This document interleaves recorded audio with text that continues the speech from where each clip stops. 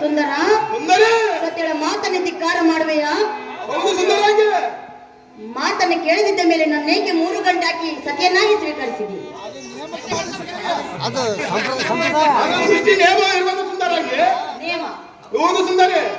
ಅದಕ್ಕೋಸ್ಕರ ಕೇಳ್ತೀವಿ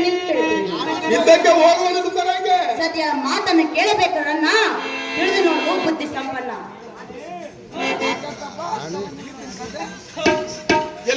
ರಮಣಿ ದುಃಖವನ್ನು ಬಿಡು, ಧೈರ್ಯವನ್ನು ಕೊಡು.